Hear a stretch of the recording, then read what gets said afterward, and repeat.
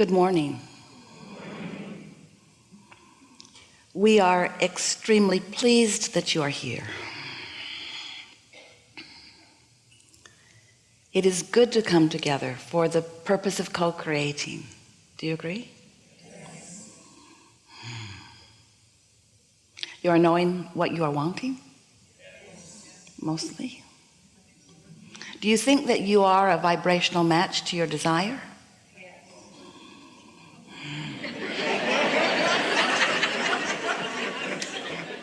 Becoming that more and more, that's the key, isn't it? When you have a desire that you are not contradicting with doubt, doubtful thoughts. Doubt is the feeling that you feel when you are contradicting your desire, or anger, or frustration, any of those emotions that don't feel so good. They're all about your contradiction. And it's easy to understand how you would get there, isn't it? Because you are observing the world and you're seeing things wanted and unwanted. So when you see something wanted and you are feeling that positive emotion, that means you are, in that moment at least, not doing that thing you do that contradicts your vibration. You know that you are mostly vibration. Sort of hard to know that when you're in your physical body, because through your physical senses, you have been, from the day you were born, good at translating vibration into physical awareness, translating vibration into sight, vibration into sound, vibration into touch. You're really good at translating vibration. And your emotions are the best, or from our vantage point, the most important translators of vibration that you possess, because your emotions let you know how much you are harmonizing with who you really are or not. And who you really are is more than you understand. You were source energy before you came into these bodies, and that larger part of you still is. And as that larger part of you still is non-physical energy, that means that larger part of you is pure non-resisted energy. So here you are in your physical body, having a relationship, whether you know that you are or not, with that part of you. Your emotions tell you about that relationship. When you're feeling love or joy or enthusiasm, you are so in harmony with that larger part of you that there is no resistance within you. There's no separation, is always too strong a word, but there's no separation. You're not pinching yourself off in any way. But when you feel negative emotion, you're doing something in that moment with your thoughts or your words or your actions that is not harmonizing with who your inner being, that larger non-physical part of you, knows you to be. So you were that non-physical energy before you came into this body, but only a part of that consciousness came forth into this body. The larger part of who you really are remains as non-physical source energy. So here you are all day, every day, doing what you came to do, sifting through the data of life, coming to your own personal and important new conclusions or preferences, and having a relationship with that larger part of you. Do you know that whenever you are exploring variety or contrast and you know what you don't want, you launch a rocket of what you do want? And when you do that, you have the potential of separating yourself just a little bit, because you have vibrationally become more than you can physically at first keep up with. You knew it would be that way. You knew that this was the evolution of all species, and you knew that you were coming into this time and space to be on the leading edge of thought, and you reveled in the idea of you having your own personal exploration, of you personally choosing, of you launching those rockets of desire. And so over time, we've been wanting to help you to see the bigger picture and understand how importantly you fit into all of it. We want you to know that you are leading edge creators, and that the leading edge in this time and space is where all that is non-physical is focused forward. This is the experience of becoming. This is where vibration manifests. And in this manifestation, in this furthermost leading edge manifestation, all that is reveling in what you are about. So we began to explain to you first that you are vibration, and many of you are catching up or warming up to that idea. And then we explained to you that there is a powerful law in this universe called the law of attraction that manages these frequencies.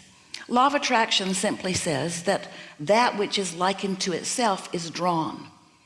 It also says that there's no exclusion in this understanding or in this universe, that you get what you think about whether you want it or not. So whether you say yes to it or no about it, you're still calling it to you, because it is your attention to it that activates the vibration within you.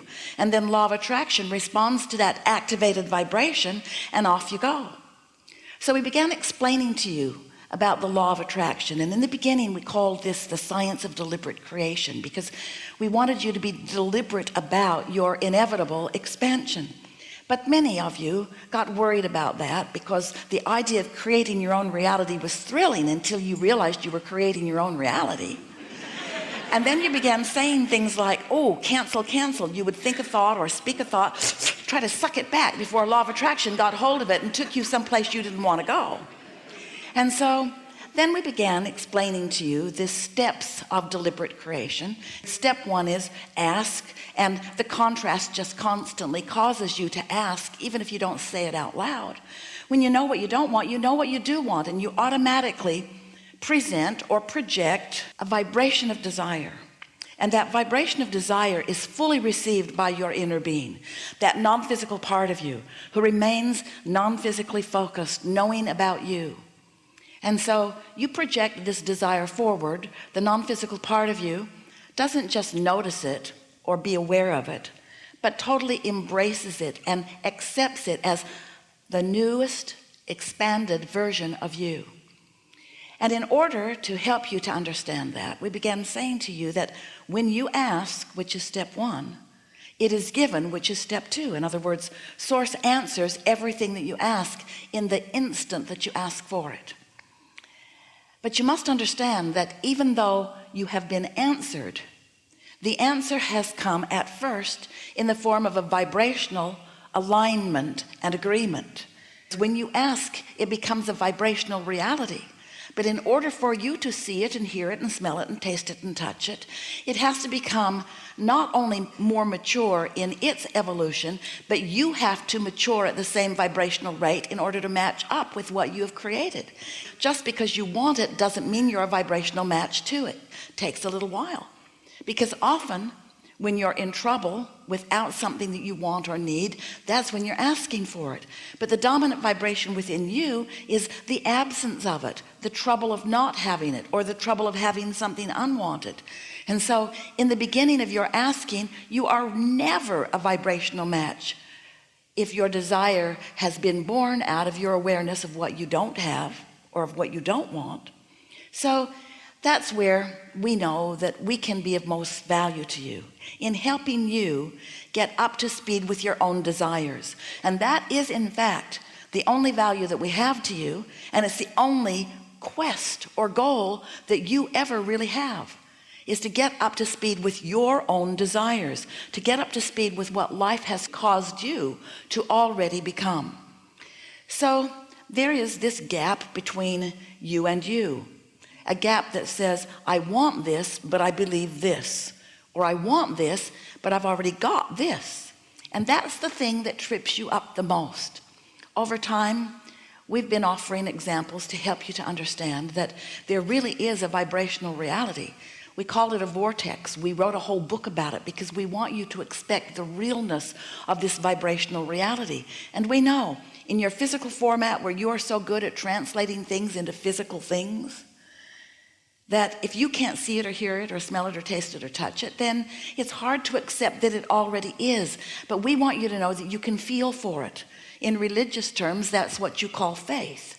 Knowing that it is there, or knowing that it is becoming, without being able to see it yet.